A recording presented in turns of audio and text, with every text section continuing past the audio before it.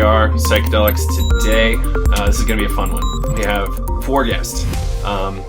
Very rare that I do this, and I'm stoked. So this is a really cool project called A Table of Our Own.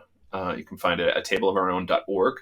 A documentary film project, and we'll get into what it's all about in a little bit here. But I want to introduce you all. I'll say your names, then we can kind of do a little round robin after that. So we have Ayize, Courtney, Leticia, and Kufikiri. So Ayize, you've been on the show before. Maybe we can do a quick... Well, actually, is this your first appearance? Yeah, this is my first appearance on the show. Good Lord. Sorry about that. It's all good. Yeah, can you give us a little primer on yourself? Sure. My name's Ayize Jama-Everett. I teach at Star King School for the Ministry, a class called The Sacred and the Substance, which I've taught since about 2003, 2004. I do journey work. I, come from a psycho-spiritual sort of background. I have a degree in clinical psychology. I have a master's in divinity, a master's in creative writing as well. Not sure what that's good for, but all gets thrown together, and been working in this space, like I said, probably my whole life, but like concretely since around 2003, 2004. And really looking at the ways in which race, gender, class, sexual orientation, etc., are being utilized, manipulated, underutilized in this psychedelic so-called Renaissance. The so-called Renaissance. Good. And Courtney, how about yourself?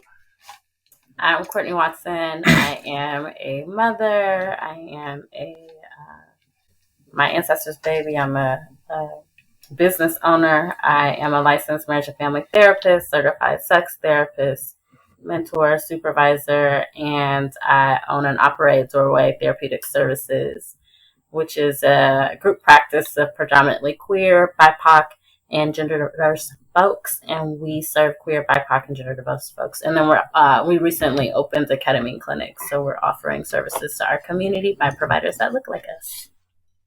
Awesome. Is it IV, lozenge, IM? It's IM and lozenge. We're not doing IV. Great. And it's not just like a medicalized ketamine clinic experience. Like there is definitely a huge spiritual component based off of whatever each of us bring from our own ancestry, and also like I have a lot of foundation in African and American indigenous knowledge systems, and that really influences the way that we do the work. Beautiful. Yeah, I hope people hear that. And the fact that ketamine can be used in that way is massive. And people are like, oh, it's not a plant, so ooh. Anyway, Leticia, how about yourself?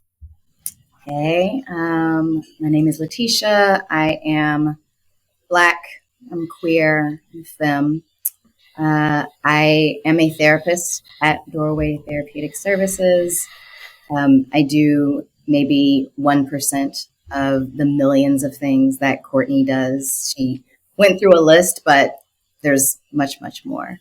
The work that I do with folks is often at the intersections of harm reduction, sexuality, social justice. I am a native of the Bay Area, and I haven't lived here for a while, went lots of different places.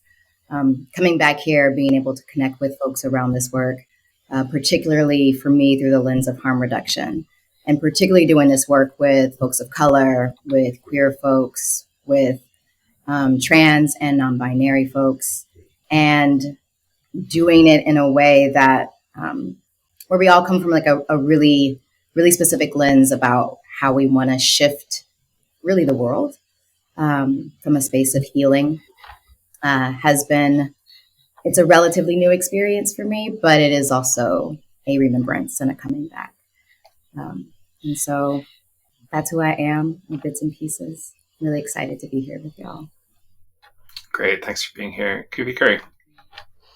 Hi. Thanks for having me. My name is Kufikiri Imara. I'm a Bay Area native, born and raised on Huichin land of Ohlone. Shout out to the town.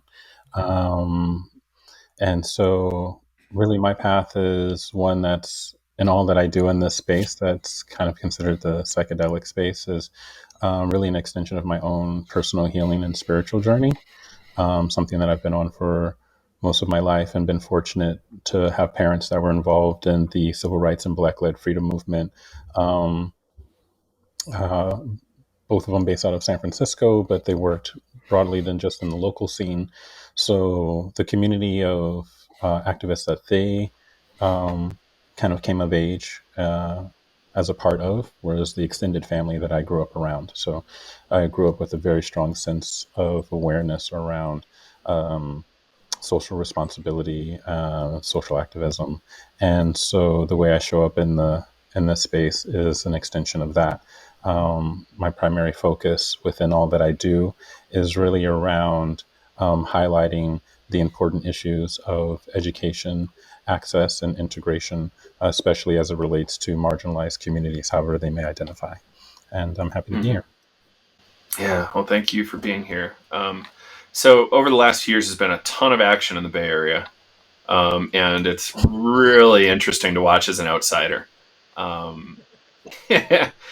Everything from full-on decrim, well, psychedelic decrim, and even provisions at the city level in Oakland, right, for sale, which is fascinating and amazing. Just so cool to see that happening.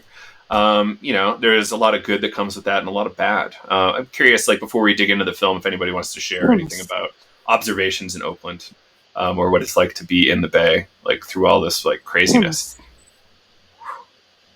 I mean, I'm actually pretty new to the scene. I think I had my first psychedelic experience January 2020, and like it has just been a snowball. And so I say new in air quotes because like I'm new like this time around, but I have gotten a lot of feedback and messaging like that this ain't new to me.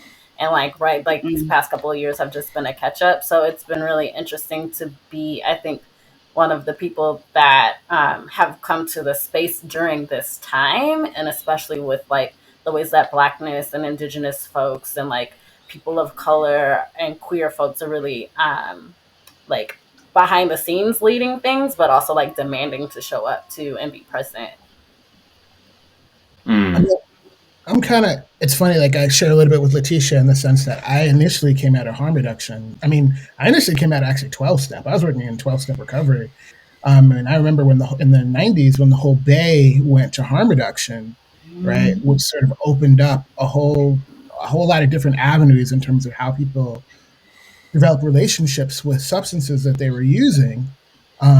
And so like I kind of came up in I came up in that underground, right, where it was like if folks were dealing with heroin addiction and they wanted to like stop, iboga was something that like was what was thought of, right? If alcoholism was like something that you were dealing with, like mushrooms were something that were thought of as like an option, right? And then just sort of like that's sort of naturally spreading out. But then kind of like Leticia was saying, I stepped out of the Bay from like 2017 to 2019.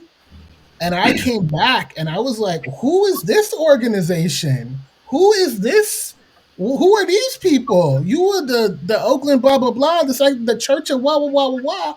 I'm like, and so I was like, oh, cool. Well, these must all be people of color-led organizations because it's Oakland, right? Because I'm like, right? And I, knew mad, people in the underground. And I looked and I was like, bruh, how have I been doing this since 2003? And I never seen your incredibly pale face before, right? And so it was like all these people just caking off of like this fertile soil that had been laid by like so many people of color. And I'm not mad at it because like whatever extends the medicine, whatever gets people the help that they need, right? And like especially harm reduction is a multicultural, like multi-ethnic, like clique and crew, right? But like you have to acknowledge the soil, right? You have to acknowledge who like laid the foundations for that. And in some cases, people are totally doing that. And in other cases,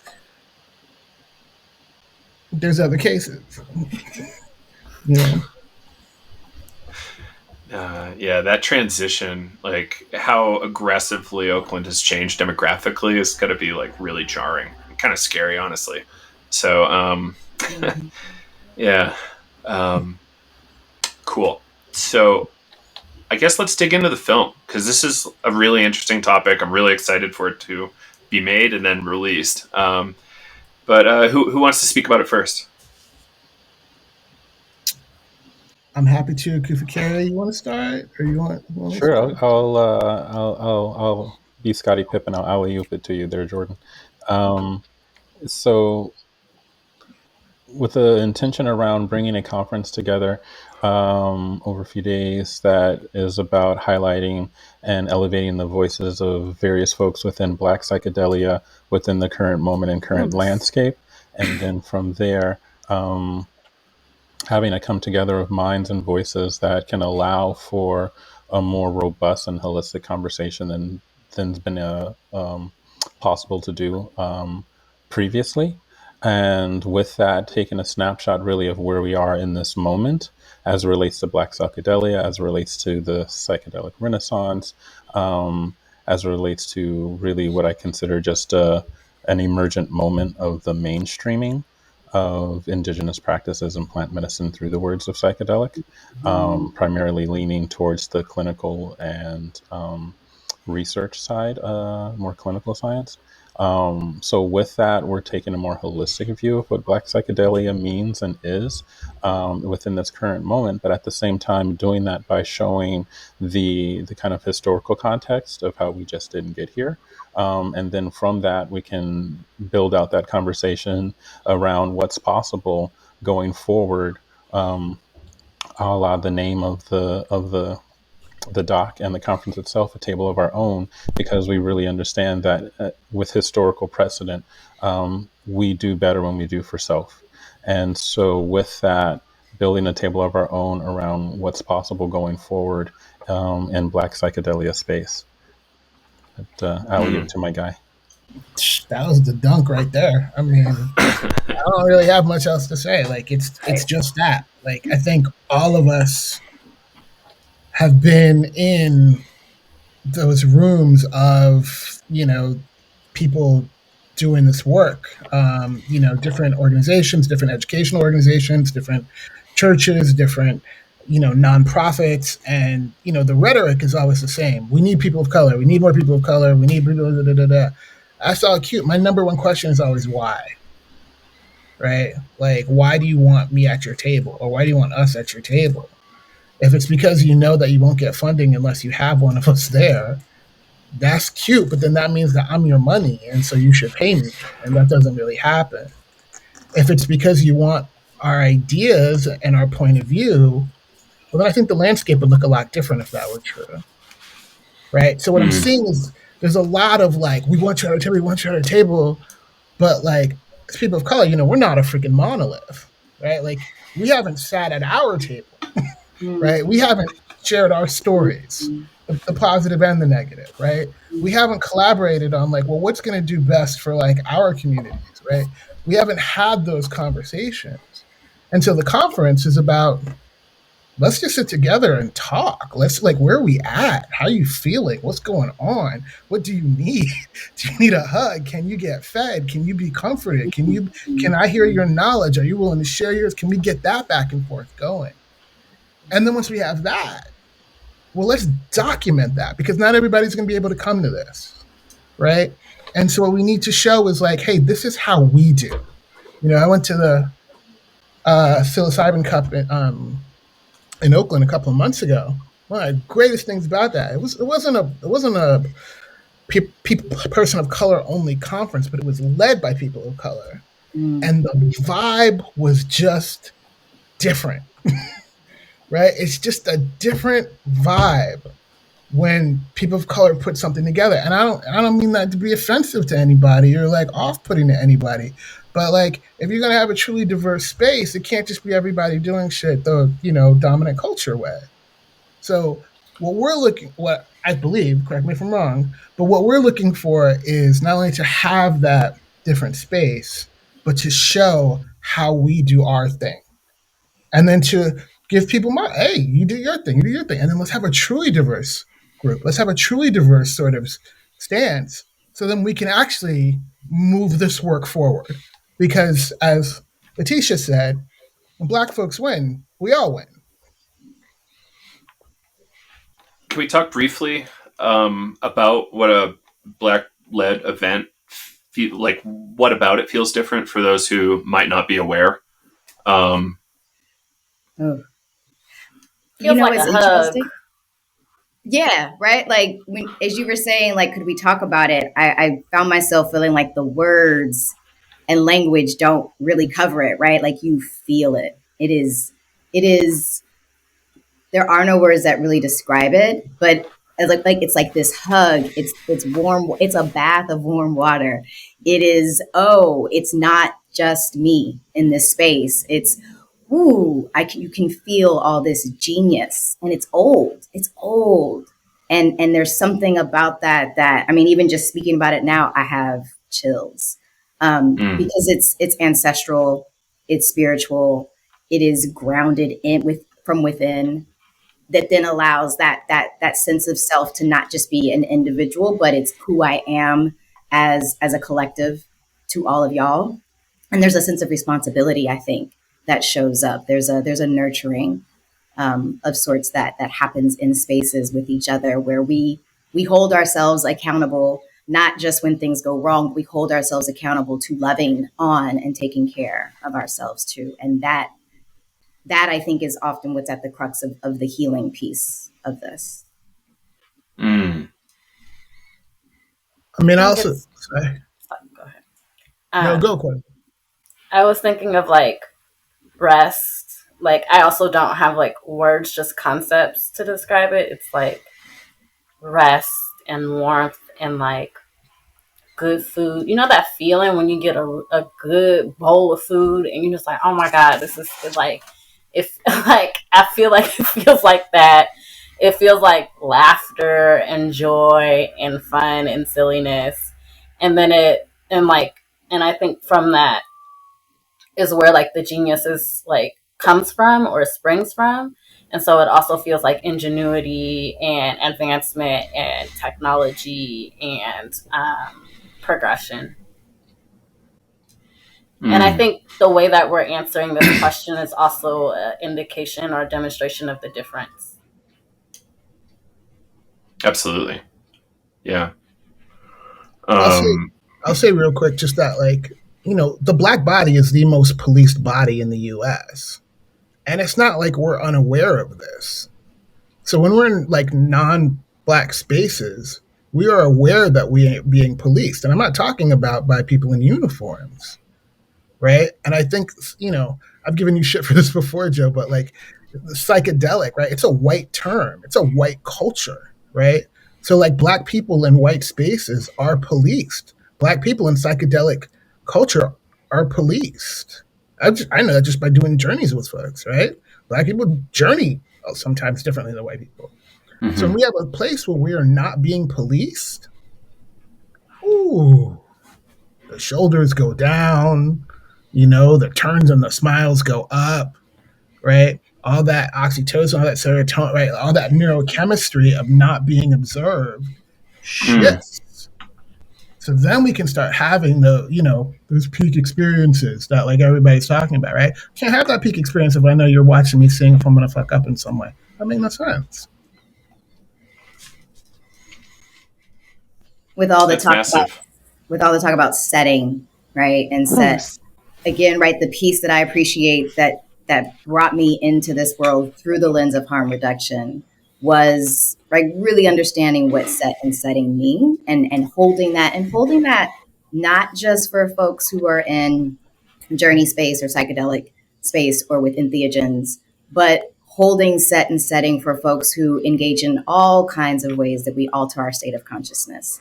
Right? So one of the things that I think about around even the CRIM piece for me, right, coming from a harm reduction lens, like all substances, all of these things that alter our states of consciousness need to be decriminalized, right? And so I think in the experiences that I've had, especially moving through the harm reduction world, right? Harm reduction was created by drug users and sex workers, right? And so these are also the folks that we're trying to figure out, how can we get you into these spaces? What wisdom and knowledge do you have that you can bring into these spaces? Because there's a lot that we can learn from that world, and not, the sort of like public health world of harm reduction, right? We get all of that. but right, like what this means at its root. And for me, being a person who, you know, shows up often as like a handful or one or two of folks of color, a Black person in those spaces, you know that you have to protect yourself. You know that you have to, like Ayize said, like the shoulders come down. We can breathe when we're in spaces when we're not being observed, because we are acutely aware of that observation, because it's what saved our lives in all of these different spaces in the past. When I can let that go and really sort of lean in, right? It's like when folks do journey work and they put on, you know, the eye shades, right? I don't have to feel self-conscious about what you were looking at in me. I can just move into what I need to move into. Yeah, I love that. And it makes a lot of sense. There's so much that white folks don't understand, and this like constant pressure, the policing, like it's ever present from what I understand. And yeah, when you get into these Black spaces, it's a little bit of the pressure lifts off, if not a lot. And I remember talking to Nick Powers about this ages ago, about like this concept of a Black Burning Man, or like Black EDM, like psychedelic parties, like those, you know, these weird alienating spaces like Burning Man. Not like, yeah, sure, radical acceptance and inclusion. Is that actually true? Like, kind of not. You know, it's a nice ideal to have, but it's hard to execute when it's like now a 70,000 person enterprise. So who knows? So now there, I think, is now room for many types of new festivals and events. And yeah, I just remember after that Nick Powers episode going out, people were going nuts, saying, "Wait, what? You want segregation now?" It's like, wait, what? How do you not understand? How do you, like, what is happening here that you don't click with this? Like, of course, people want affinity groups that they feel close to and don't feel at risk around. Like, you know, you don't. Yeah, if you're a Dungeons and Dragons guy, you don't like, you know, lead with that. If you're trying to like talk sports or something, you know, with some people, it's like there's always these. Nothing wrong with Dungeons and Dragons. I haven't played in a long time, but yeah, there's also a huge difference between separation and segregation. Mm-hmm. Like, that's not the same thing. Totally. Yeah. Like, have you all seen any moves towards this kind of more like Black explicit spaces for at least a little while, to like kind of develop this new culture? It sounds like something like this is happening in the Bay, which is awesome, I think. I mean, I think I can only speak for like the space that I created with the clinic. It is a space that's predominantly queer and BIPOC because I am queer and Black, right?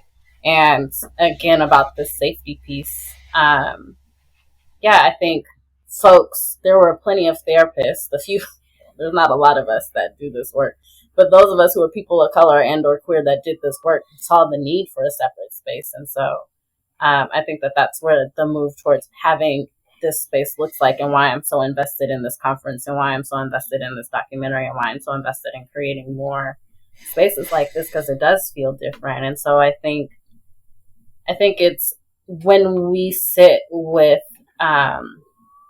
the misses and the gaps that the above ground space offers in terms of training and stuff like that, it's evident as soon as you step into the room that we need our own space, because these spaces are not going to be able to give us what we need.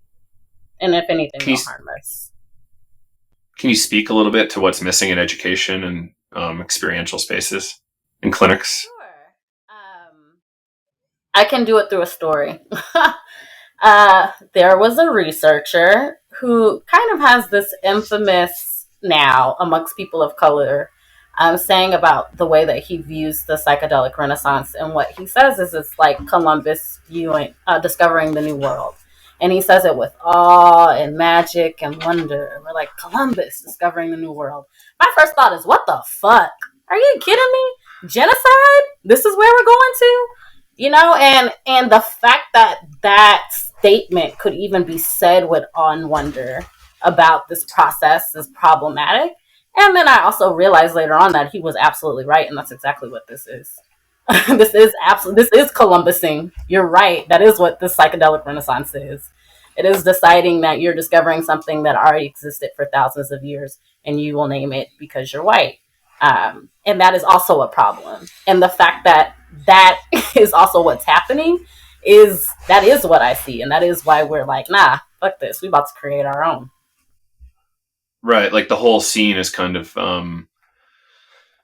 has been for a long time, years really, money grab, territory grab, and not too dissimilar from European colonization in the Americas and elsewhere. But I do wonder about genocide. I wonder about spiritual genocide. The fact that in these above ground trainings, most of what I'm hearing is about this medicalization piece and the erasure of the spiritual. Like, no one says spirit. No one says spirit. No one talks about the fact that spirit possession happens. Like, no one talks about the fact that a lot of things happen and it doesn't get talked about. And that erasure, that killing off of this really important piece, and then taking pieces that you can either profit off of, or taking pieces that you feel like you can stake ownership over, just like you tried to stake ownership over land, just like you try to kill off the people. Like, that is what the psychedelic renaissance has a lot of, you know. I'm still, like I said, I'm still fairly new to this world. I saw it immediately and I was like, I got to do something different because I can't exist in those spaces. And I think that I'm not the only person that's having that reaction. But also, you know, I'm trying to be humble and hold that I don't know everything. I'm new here. Maybe there's more that I haven't seen. Maybe. I mean, I think the underground, you know, for all of its pluses and minuses, still has more to offer than the above ground definitely in terms of spirituality, definitely in terms of community, definitely in terms of people of color. I think the above ground, you know, I mean, I've been in some of the conferences, through my work at the seminary with palliative care and psychedelics and, PTSD and psychedelics. And like, they're beginning to have those conversations about spirituality. But even then, so much of it is like, well, can we get Medi-Cal to cover this? You know what I mean? And I'm like, I don't care who covers, like, that's not the issue. The issue is if you're sitting here, and I won't call out too many names right now, but like, if you're out here talking about how like we're going to need like a whole new squad of therapists in order to like serve all the people with PTSD and have, you know, historical trauma to deal with because of these new psychedelics. Well, one, you're talking about people of color. I know you're talking about people of color. You're not saying it, but you are. So now you're trying to put people of color into this medical system of mental health, which already doesn't serve people of color. No. It kills people of color. Like literally. It's directly harmful. Do you know what I mean? So it's like all these people are trying to cake off of all these great things that psychedelics can do, talking about the underrepresented and the underserved. I'm like, motherfucker, you're talking about me. You're talking about my people. And we don't trust you right now. Right. And so like I've been in organizations where I've been like, who had the express verbiage, mission statement, whatever, access for people of color. I'm like, great, I'm down. But when the rubber hits the road, it's like, oh, that was for granting fund. That's for so you could get some grant money. You don't really, I mean, you've never, like I told somebody the other day, I was like, listen, if the people in your community are the people that you go to meetings with, that's not your community. Like my community is people who come to my house, who eat my food. I go to their house, right? Except for Courtney's kids, I'm not babysitting your kids, but like their kids hang out at my house. You know what I mean? Like that community is like engagement beyond the work, so that the work just becomes part of what we do. But so much of this verbiage is about community, but when really what they're talking about is corporation. And I'm just like, I'm not interested in that. It's not useful. And using the community, right? Like, I mean, I was in an organization where I had never experienced people putting together people to look like a certain thing and then again have this mission statement just to get money. I had never seen anything like that before. And when I realized it, I was like, y'all, I'm out. Like, I did not cuss everyone out, but there was curse words that happened. And I didn't say fuck you. I said fuck that, you know. But like, nah. You know, nah. And that is what happens. And so I think I mean, honestly, I think people just need to be honest, right? Part of what I like about a table of our own is we're just being honest about what we want and what we need. And other people are not being honest. Just be honest that you want to get money. And the only way that you can get money is by looking PC and by seeming like you're not racist. So let's add a couple of Black people. Let's have some Latinx folks. Let's get one Indigenous person like on the panel and then say that we're doing this thing, right? Like, just be honest. And like, on the level of honesty, it's a Black conference. It's not a BIPOC conference. Not because I don't like my other people of color, right? It's because what I know that we could organize is Black people, right? And I want to be in a position, I think I want to be in a position where, like, you know, we as Black people can then be allies to Asian folk, Latino folk, Native folk, fill in the blank. So that as we're talking about allyship, it's not always through whiteness, right? I'm not interested, like, I'm fine with white allies, totally great, right? But there's been so much conversation about white allies. Not interested.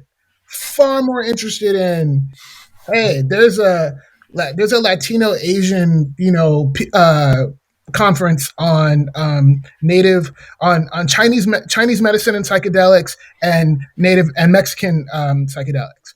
Yo, can I sign up? I mean, can I just watch? Can I be in the audience? How can I support? I want to see that dialogue, right? But like, how do white people be better allies to people of color and psychedelics? Ain't nobody care about that.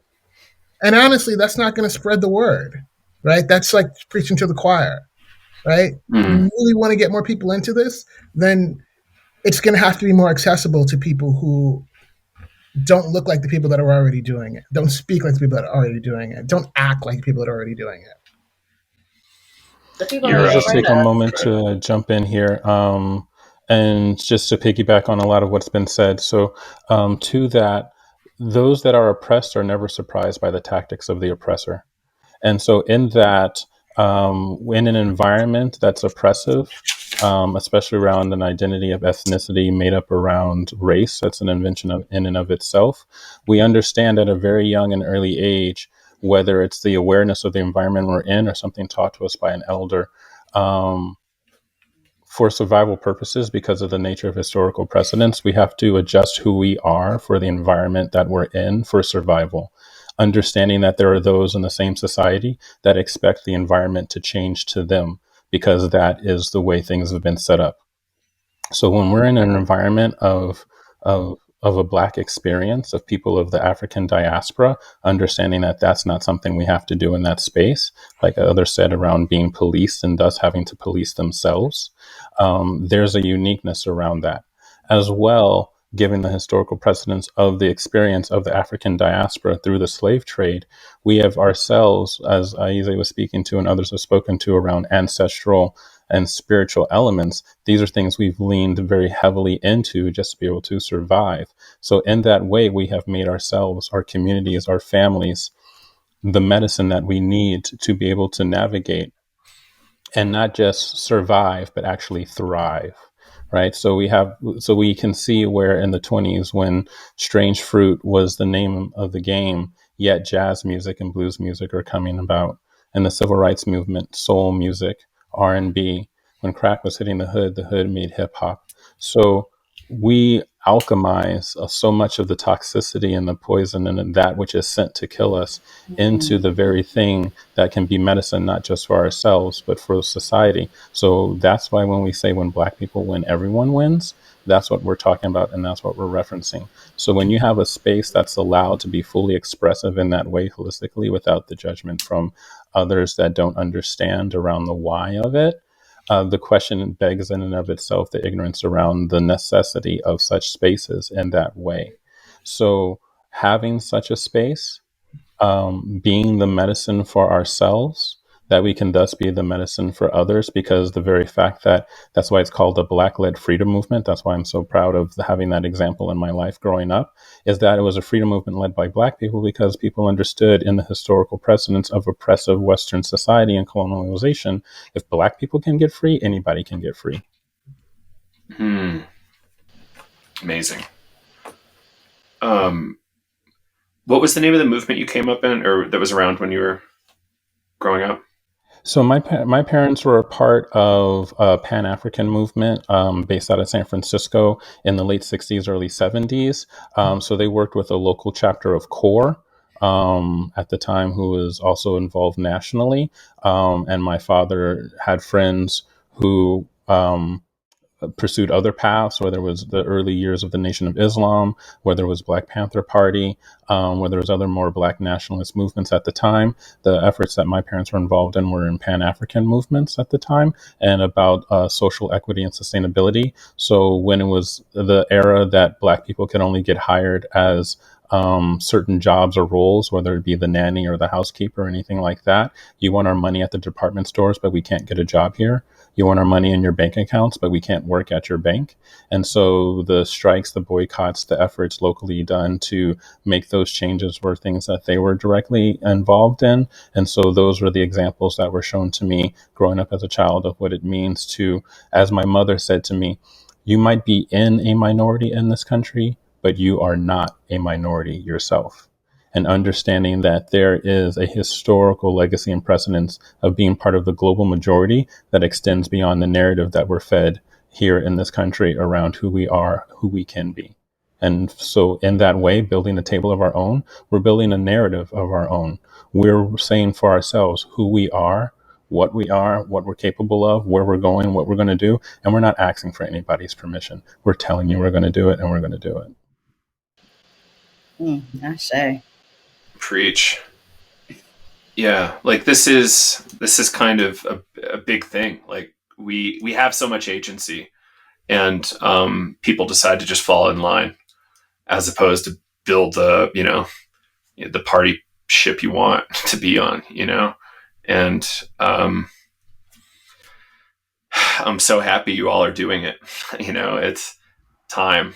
It's like past time really, but it's time now, which is awesome. And it's going to make such a splash, I think, and hopefully, move a lot of minds and votes, and, decrim and access get easier. And yeah, like I do think there needs to be a lot of legal change still, so people don't have such stiff legal consequences for doing this work in the underground, because the underground is not ever really going to go away. Like, to your point, Ayize, like 15 to 20 grand for a treatment, cartoonish. And, it's not really even workable for a lot of white folks too.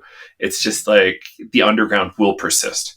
And at Psychedelics Day, we were like, okay, should we only train clinicians? No, I think we have to serve the underground, because if we're not serving the underground might get more rotten than it is already. And we've got to feed back in like positive, messaging and ed. Yeah.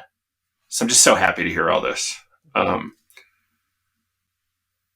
And by the way, Kufikiri, that's one of the best talk tracks I've heard around this whole thing. Yeah. So thank you. I'm kind of curious if we can rewind the tape a little bit around direct harm to Black folks from the mental health profession. We get accused once in a while of being anti-psychiatry.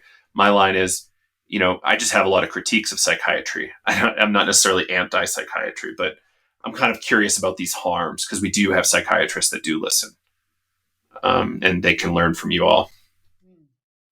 I mean, I think 3 out of 4 people on this thing are, trained therapists.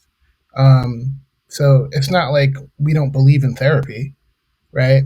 I think when you start talking about psychiatry, I mean, I'll just, my checkmate is the Sackler family, right? Like, if you look at who prescribes what when, so little of it is based off of, I'm going to spend an hour and a half and do a deep assessment with someone to see what they need, follow up with them every week for 2 hours to see where they're at, check in on their psychosocial issues, check in on their family, check in on their spiritual needs, and decide that I'm going to give the lowest possible intervention chemically necessary in order for this person to change how they're feeling and make sure that they're seeing therapy on a regular basis. And I challenge most psychiatrists to say that they do that. If they do, I'm like, you're doing a good job. The majority of psychiatrists that I am aware of have about 15 to 20 minutes to assess someone and give them medication that may or may not totally fuck them up. And I want to be abundantly clear. I totally refer people to psychiatrists all the time, right? But one of the things I always say is like, we are still meeting. We are still doing therapy. I am not going to, like, just because you got your meds, do not run off and do XYZ. Please meet with me. So psychiatry is cool. Psychiatry was never meant to be the end all be all. And I think there's a lot. And then, sorry, the other thing I'll say is if you look at the rates of chemical dependency among psychiatrists, what you'll find is that they have found some pharmacological solutions to their issues instead of doing some of the hard work that might need to get done. So it's a sick system working with sick people trying to come up with health, right? Yeah. That's just my opinion. I have the honor and the terror also of teaching psychopathology to therapists, right, who are moving into these sort of earlier stages of like, what does this look like? What does this mean? And one thing I can appreciate about the generation of therapists that I'm working with is that they all want to decolonize the DSM, right, the Diagnostic Statistical Manual that we use in order to diagnose folks. And then also have some limited experience with it as well.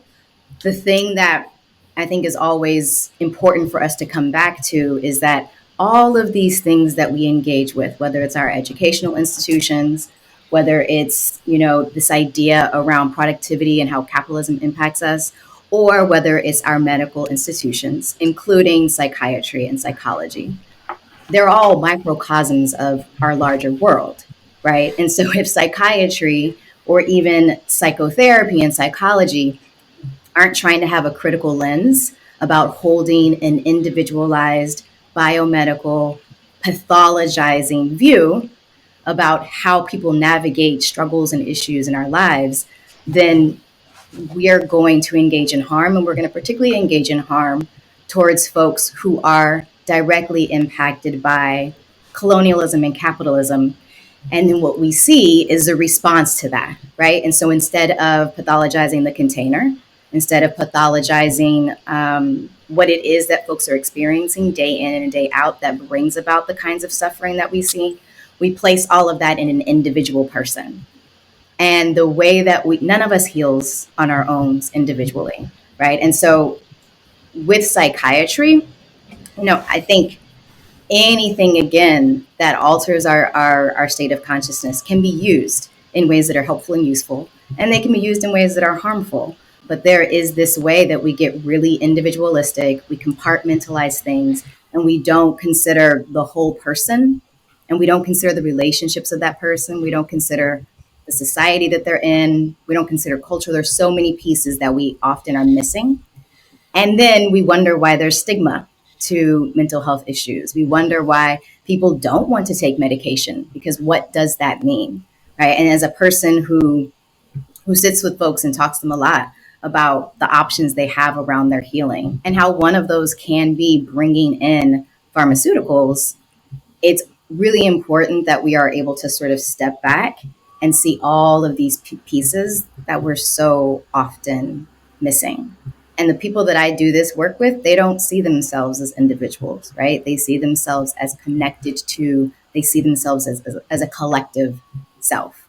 And so I don't think that, again, like psychiatry, separate from so many other institutions that we engage with, should be demonized. But it's important for us to remember, if we are not actually trying to do anti-racist work, if we're not actually interrogating white supremacy within ourselves, the capitalist within ourselves, then we are going to engage in those harmful behaviors. And I think that's often the piece that can be hard in the psychedelic world, when we sort of move into psychedelic exceptionalism, or this idea that if everyone takes psychedelics, everything will be fine. No. We have work to do. We have a lot of shadow work that we need to do around the ways in which people are invisibilized, the ways in which people are erased, the ways in which people's experiences are at first, experiences and practices demonized, and then we figure out ways to appropriate and then make money off of them. That is work that we all collectively have to do. And we might meet it at different points, right? My social location looks different, but I have work to do too. just like all the rest of us. And I think it's that resistance to that work that has been one of the most frustrating pieces for me, right? With that piece around why do we need segregation in separate spaces? Just by virtue of asking that question, you have the tiniest bit of taste of what the ongoing daily experience is like within and outside psychedelic spaces for Black folks. And also speaking to the fact that anti-Blackness is global, which is why for so many of us, that's the place we need to start. And go ahead. I mean, just to piggyback off of that, from someone who comes from a non-clinical therapeutic perspective of things, all cards on the table. My experience in a therapeutic setting and environment was as a youth, and so really felt like I was in a space where I was being predetermined who I was before I even had a chance to speak for myself. So that experience definitely just, our cards on the table for myself was very defining in my perspective of it. Though to that, taking the kind of bigger view of things, I really feel as a behavioral and clinical science space, a lot of it is an extension of the fact that we live in this sophist and like capitalist society that's very emphasized on the performative nature of how we socially interact with one another, and so oftentimes it, from my perspective, seems like it's about a returning of how to be a good social performer, how to be a good citizen of society, whatever that means, because each society has different standards around what it means to be a good citizen. And so I feel like a lot of it is performative in that way of how can we make you a better, good citizen? Though when you live in an oppressive society, you are already set up in what it means to be a good performative citizen in that society, to be everything that negates who you are. So in an environment of like, oh, let's make you a good citizen of society, yet this is a society that denies who you are, what does that look like? What does that mean? What is that conversation? So it's very challenging when the foundational assumptions that Leticia was speaking to were built off of models that were not reflective of diversity, let alone Black people, and yet is looking to, in a way, be the, for lack of a better term, the guide back to self. Right. So, quick story: there was a gentleman who is from the Asian diaspora who told a story of how he was in a therapeutic session with MDMA, and he had an experience where he had a visual image come up in his journey that he was articulating to the two that were holding space for him. And in that visual image, there was an animal. Now, the two people that were holding space for him come from a completely different culture and society than him. And so they presumed that animal meant what they know it to mean, which was more on a negative slant. For this individual, in their culture, that animal meant something completely different. So he couldn't even relate to them about what it meant for him to see that image in his experience, because they didn't even have the context to understand the differences there. So even when small things like that can happen and occur, let alone when we're talking about generational, ancestral, oppressive systems, the denial of identity, and you're talking about how do we get you back to who you are, right? So already you're two ships passing in the night. Just to co-sign on that, I mean, for more information, read Frantz Fanon. Like Kufikiri just outlined it. Like the cultural norms that people are calling mental health don't like our cultural norms, right? You're like a white sort of like mental health model, well and good. Put that on a Black body, that might look a bit off. Similarly, Native American to like to any, right? It just might look off, and there's nothing. And I think it's really important to say, like, there's nothing wrong with those different models of health. The problem is when we assume that there is one model that everybody has to fit into. I believe that's what Kufikiri was talking about in terms of like feeling like this typecast, like, oh, well, you got to be this way, because what that indicates then is every single person of color that is not performing in this white dominant way is off somehow, right? Like, among other things, I'm a college professor. Like, the way that I'm talking now is the way that I speak in my classes, right? And there's so many students of color, who are always like, I am so glad that there's somebody who's just like being real with me. And I'm like, look, that dude in that suit over there, he's being his real. I'm not critiquing him, but his real isn't my real. And as long as he doesn't critique me, we're good, right? Like, I'm not going to come for him. If you come for me, that's the problem. If you don't come for me, we're going to eat cookies and hang out. And I think like what Leticia was saying, when it comes to the psychedelic Renaissance, psychedelic movement, whatever, all this shadow work that has to get done, yes, but everybody is assuming that it's the same shadow work. And I'm like, nah, bruh. Like, out here right now, I'm sure some folks have seen all this stuff going around, ethics with, folks being out of pocket, right?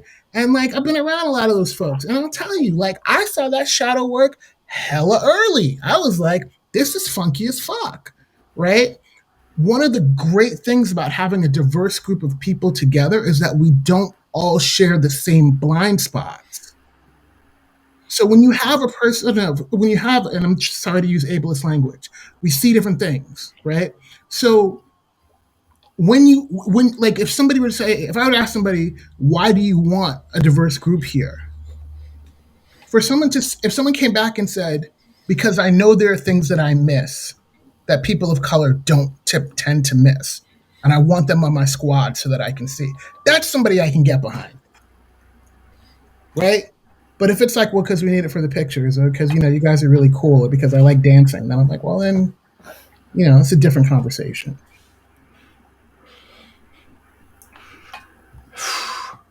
Oh, man, there's so much to get into now. This is why we need 3 hours for this. I have a lot of notes here. I'm going to try to rewind and cruise through them. So the lack of spiritual discussion in clinical psychedelics and mainstream psychedelics is quite apparent to many of us. And this is actually kind of why Kyle and I got started on this project, was to bring transpersonal psychology back into the foreground of, we don't necessarily need, like, we get to study in psychology the experience of it. We don't necessarily need to know the mechanisms and the why. So it's like, there's so much that gets opened up when we allow for that. Ayize, we talked a little bit about kind of ancestor worship, right? And how that could be pathologized. And that's like, obviously horrifying because, I don't necessarily feel at risk of getting like diagnosed for doing that kind of thing, though. I'm sure some people are going to look at me a little weird, but whatever. That's easy enough. We didn't really name exactly why psychiatry was directly harmful. Negligence was one thing. Like, maybe negligence wasn't the right term, but lack of resources in psychiatry to do appropriate types of care at that, high level, right? That seemed like it. So is that kind of like that in itself the dangerous thing, the lack of resources and like not enough time and attention given to patients? I feel like there's lens. I think it's the lens that's the problem. Right. And again, looking at the context of it, when we're talking in a performative society, and these are thought models that were brought about at a time when the concept of a good Negro was a very real thing.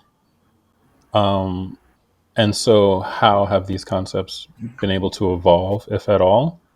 And especially looking at the impact in formative years, when you talk about a troubled child or troubled school, and the idea of bringing in those not from those communities to be the the kind of the social workers and the therapists and the people they talk to, because again, the school is also performative based. So they're just trying to get the child back into good standing, just like society. So there's not a holistic view about what's going on in the child's world outside of the classroom. They're just directly kind of to the point of Leticia around the lens, concerned about the performative nature of the child in the classroom, not what's going on at home, not the troubles they have to deal with on their commute to and from school in that way. So the harm comes in ways of presenting itself as some authoritative model around good and bad, right and wrong, yet misses so much of the harms that exist in society that are navigated by those in marginalized communities, especially those in Black bodies and Western colonial spaces, that don't account for that aspect of someone's identity, but yet is looking to work with someone around what their identity is. So that harm is a very real one, because, they're thinking about how there's that kind of more common term that's used a lot today around imposter syndrome. How do you know your worth and your value in a space if you're always being compared to someone that does not look like you or does not have your experience?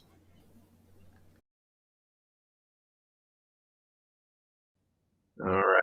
Back at it after some technical difficulties. Sorry about that. But I think it might be helpful, before we jump into the ethics topic. Let's kind of finish off about the doc, and then we can shoot the shit about ethics for a minute. So, you will need help with funding for the film. How are you going around fundraising for the film, the conference? We're showing what we've got. The way we talk about it, and full credit to Kufikiri, because I got it from him. Like, this doc has already happened. It's happening in the moment right now. Yeah. We're gonna do this if we have to rub two sticks together and shoot on a freaking iPhone, right? Right. It's happening. So we've got community interest. We've got people who are super down. So that's great. We're in conversation with a few partners. I was hoping one of them would just come through before this podcast so I could announce them and be like, yo, we're fully funded from them. But what we're looking for, what we want to do is we want to support the people coming out. Like, so often it's like, hey, we really want you to come to this conference. We will give you $22 and a cheese sandwich, and you can pay for your own ticket, right? And it's like, when somebody shows up at that point, it's like already you're like, yo, man, I'm like, you're not even feeling that, right? So what we want to be able to do is we want to be able to fly out 25, 30 people in Northern California. We want to be able to put them up. We want to be able to pay them for their time, for their energy, for their expertise, for their appearing on camera. And we want to have really good footage. I mean, you've seen some of the footage on the website, similar to that, if not better, of them having those real conversations. And then we want to be able to take this. We want to be able to have it on Netflix. We want to be able to have it on Hulu. We want to be able to have it on Apple TV. We want that quality and that level of work. So, push comes to shove, we'll have a cool conference of awesome people that are the great, forward thinkers for the next 5-10 years. We do this right. Somebody comes in, some people come in in terms of money for us.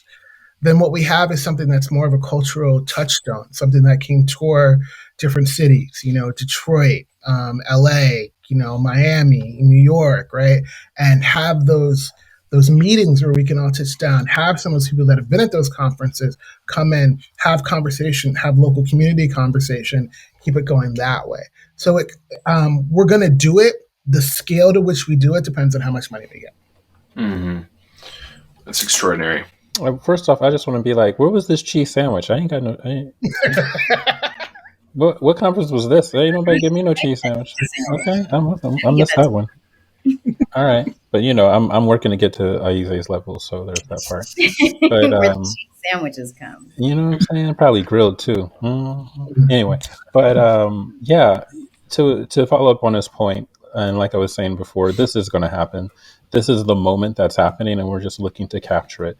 To borrow the term those that have the vision to see this and want to be on the right side of history about it will have the foresight and the long view to understand the benefit of this going forward.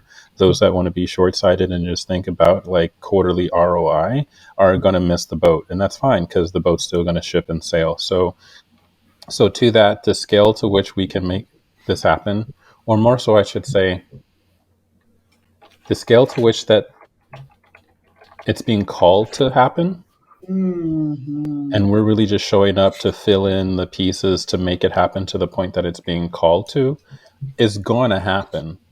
The question is, where is it coming from and how is it going to happen? Because we understand, like, around this, some of the things we were speaking to earlier, traditional psychedelic space in, like grants and funding are not going to really come through to make this happen to the degree that it needs to happen.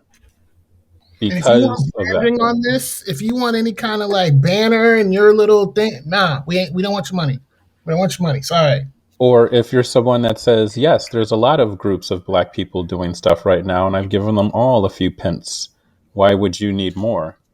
I don't understand. It's just another group of Black people doing another thing that Black people do. That's kind of indicative of the short-sightedness within the psychedelic community around the importance of funding something like this to the scale that it needs to happen.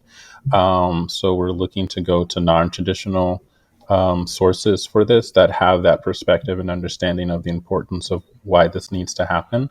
Because to that, we're looking to not just make an event happen, we're looking to set a precedent that shifts the entire narrative around what it means when you as an organization, as an individual say, I want someone of any standing from the Black psychedelia space, knowing that the value they bring to be in and a part of what we're doing, that it's not just, as they would say in the old performing arts world, use our space, show your face, and that's your payment.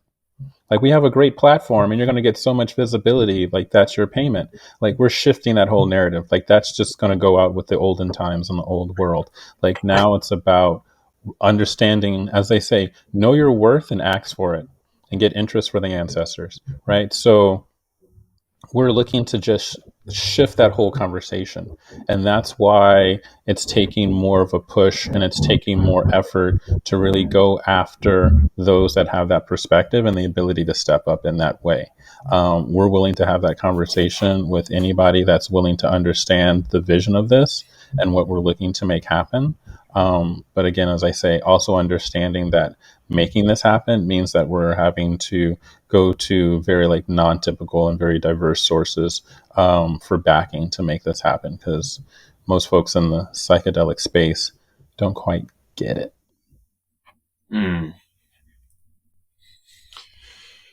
Yeah. Work for exposure. It kind of rhymes with that a bit, and it still happens like all the time. It's kind of nuts. Which is such, again, right? There are all of these examples of how we're othered, how it's there's an exception when it comes, right? The ways in which certain experiences, people, lenses are always centered and considered the norm. It's really when that is the norm that you deem the norm, it is really difficult to recognize. It's really difficult to recognize how that's a problem, essentially. And Black folks know how to be in spaces and over explain ourselves. Black folks know how to, like Kufikiri said, perform to have a particular result that it is that we're trying to aim for. And in this work, we are holding that this is not something we are asking of from folks. This is an offering. This is something that, again, we know is going to ripple in ways that many of us may not even be able to imagine, right? I don't want my mind and my imagination to limit what this can do. And so really, this is an invitation, right? We are inviting folks to be a part of this, to, again, as Kufikiri said, be on the right side, quote unquote, right side of history. But investing in this because you know that there is infinite value here. Investing in this because you recognize that this isn't something to check off a box. This isn't even something to make you look good. This is something that you get to receive from, just by being a part of it, just by offering something back to this spectacular invitation offering that we have for folks. Amazing. And people can reach out about the film and, the opportunity to contribute at a table of our own.org. Is that right? That is correct. Cool. All right. Any final thoughts on this before we jump to this fun ethics piece? All right. So, a friend of mine, Will Hall, recently published a few pieces, one on Mad in America and one on Medium, discussing his experiences with Aharon Grossbard and Francoise Borzat. And, you all are geographically quite close to them. And I've been fielding complaints for a long time, kind of bound to a sort of non-disclosure based on legal consequences. I would let everybody know, but I would never necessarily publish a piece. And thankfully, Will found a home for it. But I'm kind of curious, like, any observations on that scene? Or Ayize, we had a great talk about it last week. Like this idea of, no orgasm for 2+ weeks before an MDMA experience. And then your question, what do you do with the sexual energy? It's a big deal. It's a really big question. I don't know. Where do we want to go here? Like, do you have any kind of standard talk tracks around these people? I mean, not necessarily, but I'll say my location, and then I'll say like what I'm seeing, right? Mm-hmm. So I come out of community mental health, and if you deal with community mental health, you deal with abuse, right? And you generally deal with sexual abuse at some point, right? And I've led groups with kids who've been abused by their parents, and I have led groups of parents who've abused their kids. And a lot of what I'm seeing in that entire community is a cycle of abuse.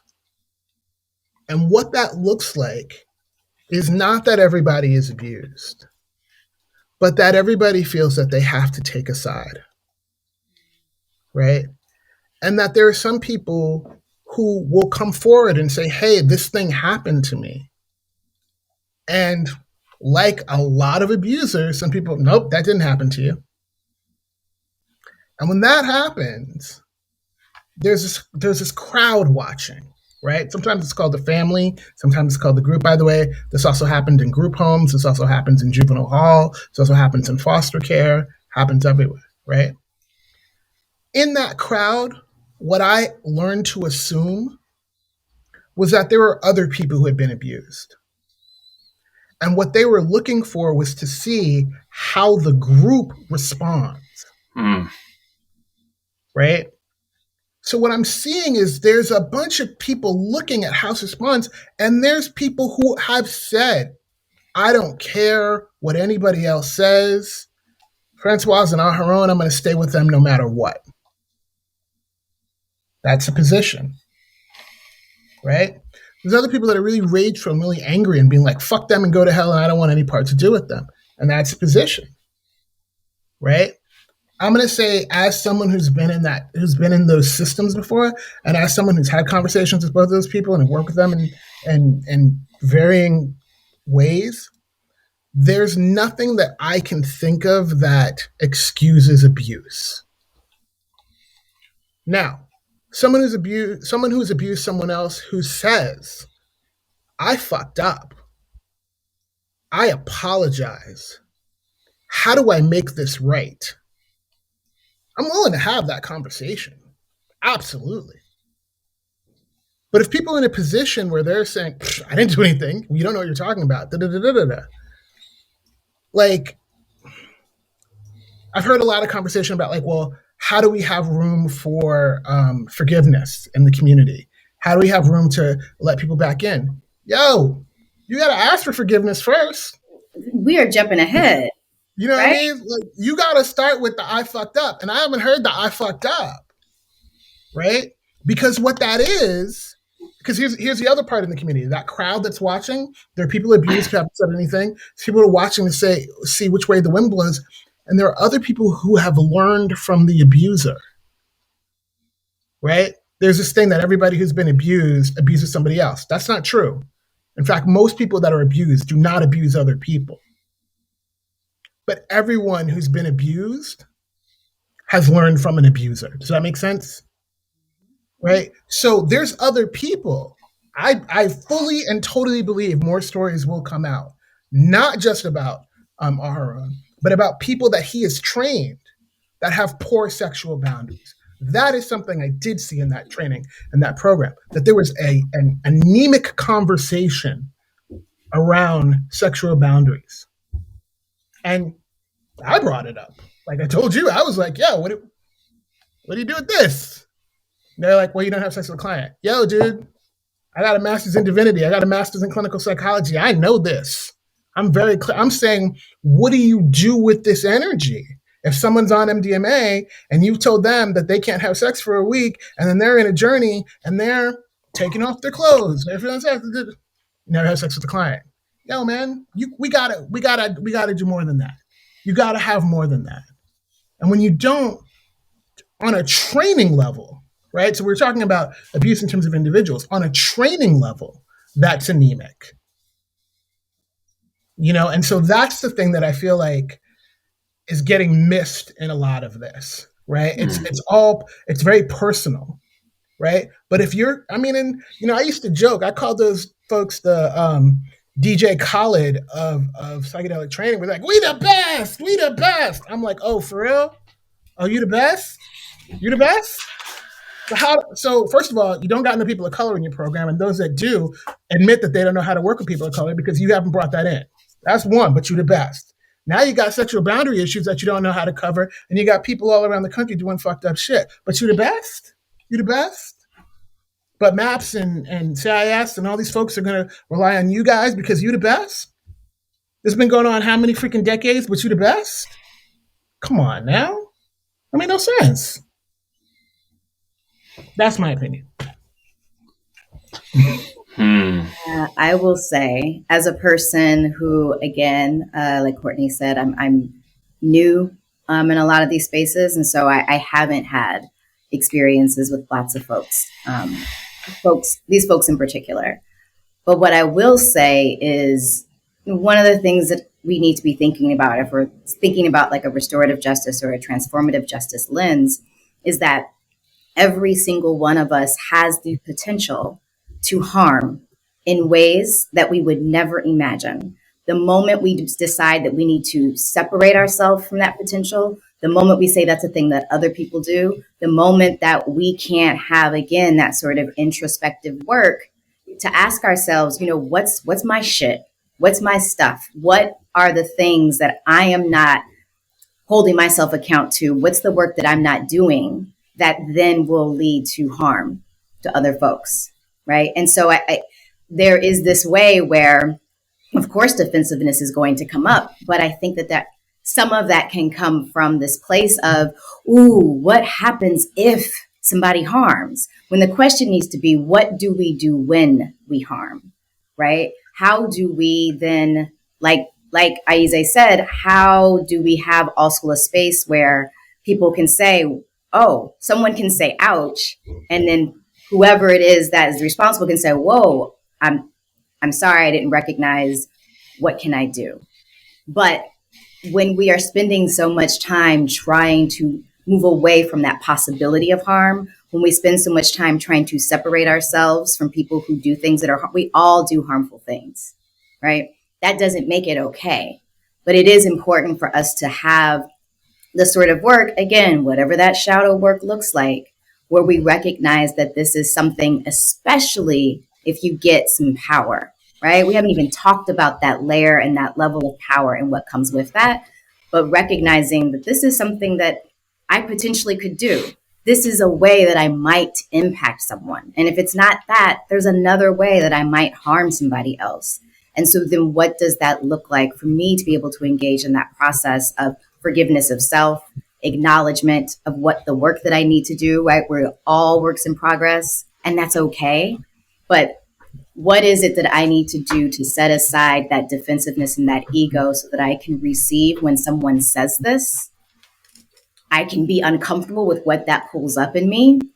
And then I can figure out, what does my work look like so that I don't do this again? Because I can't take back what I've done. What does my work look like so that I can acknowledge this and then be held to account, but be held to account also with love, be held to account with this idea of, we have to figure out how we move through this rupture, and that we don't get to the place of, what does it take to bring people back in, right? What does it take to heal the folks who have been harmed? And how do we center that and them and their experiences?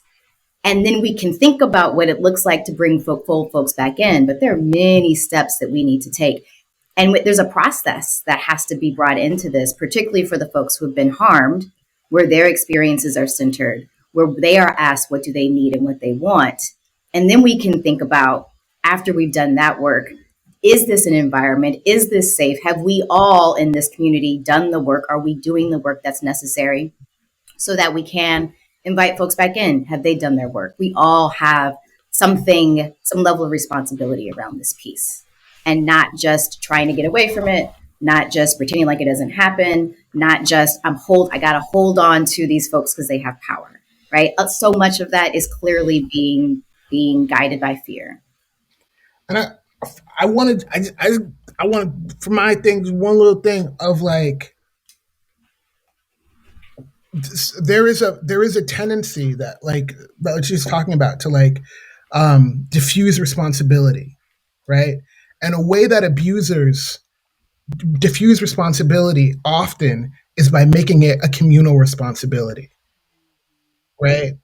And so there's a way in which it's like, well, the community allows for this sort of thing, and especially in underground communities, right? Because there's no legal consequence. You see this in a lot of intentional communities. You see it in a lot of communes. You see it in a lot of spiritual culty sort of organizations. Well, I just thought on the third floor everybody raped somebody. No, right? So there's a place where that person, for me, that's why that personal ownership of the abuser needs to come before any conversation about bringing them back. I really agree with what Leticia was saying about centering the experience of the people that have been fucked with, not just for them, but for all the people in the audience who are watching, who have been abused, who are afraid to come forward because they are afraid that no one will support them. That damage I see more often than I see the abuser who has reformed themselves and wants to come back and isn't accepted. I don't see that much. I've seen a lot of people be like, and I'll tell you, I know in this organization, I know for a fact in that organization, there are a fair amount of people that still aren't saying shit because they're afraid of what will happen if the followers, if that community, it's not a community if you just go to a meeting, if that community finds out about them, or if they say something bad about mommy and daddy. Fuck that shit. Like, no. Like, let the abuser deal with their shit. I think definition of community, you protect the most vulnerable among you. If you have power, like what you're saying, like if somebody has power, you ain't vulnerable. You ain't vulnerable by definition.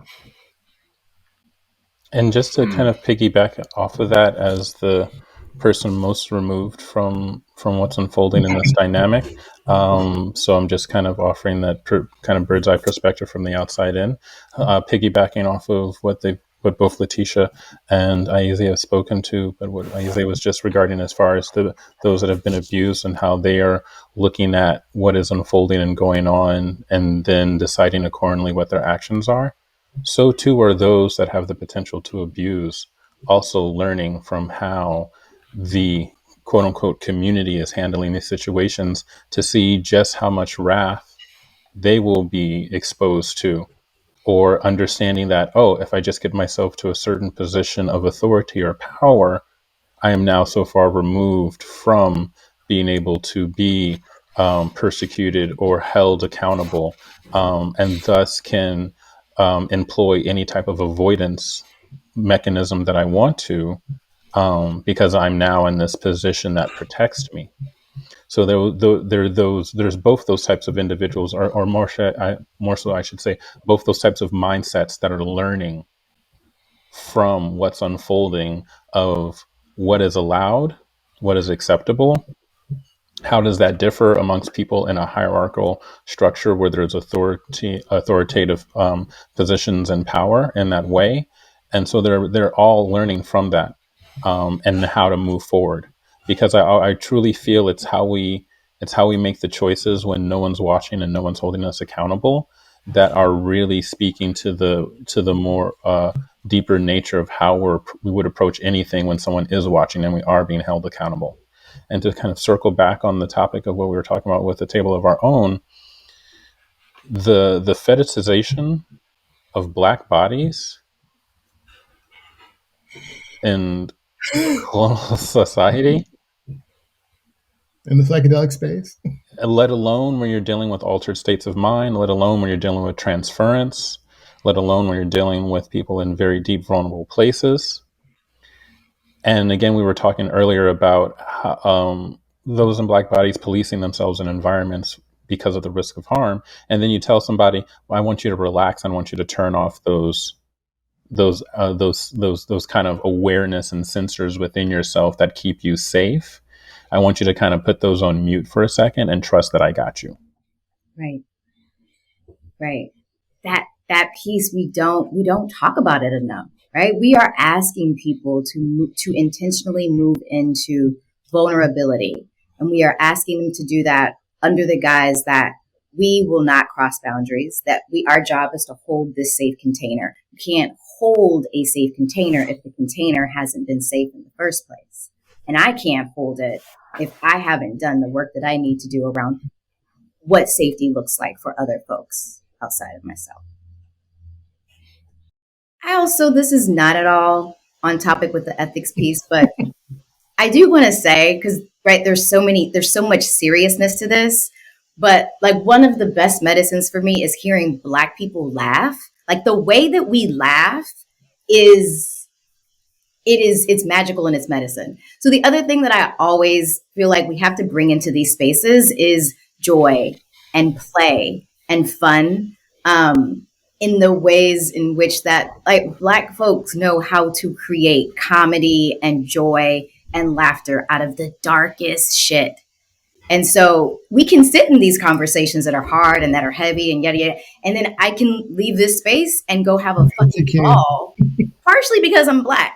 So I also just want to bring in, because I know we don't have tons of time, we could have a whole other podcast around sexuality and Blackness.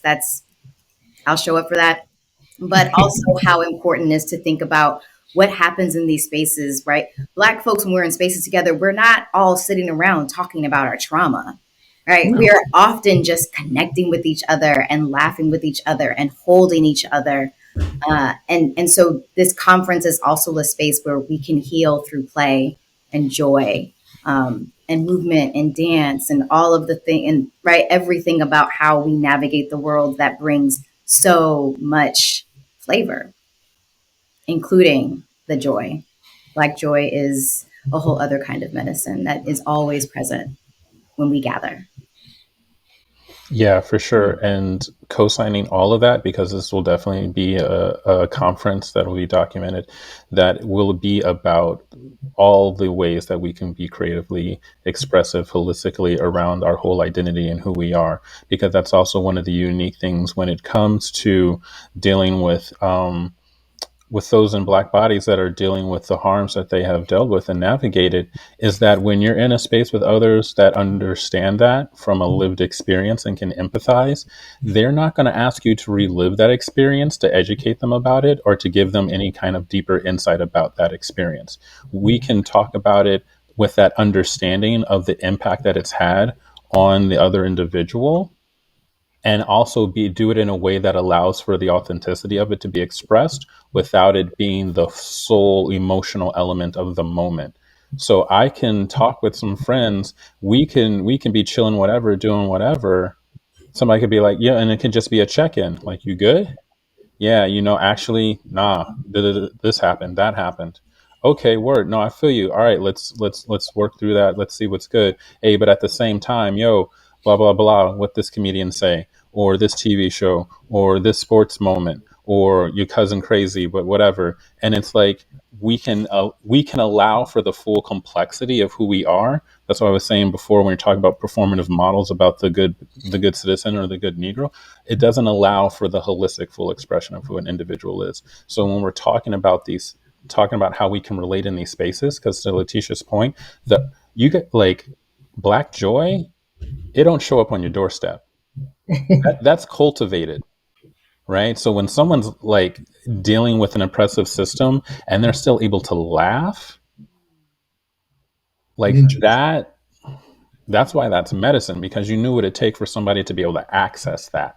So when we're relating to each other and we're not fetishizing each other and we're allowing for the holistic, authentic nature of each other, we can have the laugh and the cries in the same conversation, because we can allow for that full breadth of the individual to be present. And it's not just playing off of the someone coming in, again, having us relive our experience, and oftentimes in that savior complex of, oh, oh, oh, I know. Let's just sit right here with the only deep, heavy stuff, because that's obviously the only thing that's happened in your life as an oppressed person in a Black body. I got. I think we got to wrap it because I have a client. But every time somebody does that, I just think of the movie Glory, and like I just like expect people to like, or they think about black people doing psychedelics, and they think of like all of us like sitting around a campfire, being like, "Oh my Lord, Lord, Lord, Lord," and I'm like, "Nah, man, like no, I ain't never had no family. right? I ain't never known Nobody, nobody. nobody loved me my entire life. My baby daughter was on crack." I'm like, "Come on now, like it's not like just like we're full human beings, we're full experiences. Watch how we shine." All right, so great way to wrap. Again, a table of our own.org. Carrie, Ayize, Leticia, thank you all. Courtney, thank you. And I hope we can do this again closer to release, or maybe even halfway through the project. This is really fun and helpful. Yeah, so thank you all. Definitely. Yeah, looking forward to it. Thanks for having us.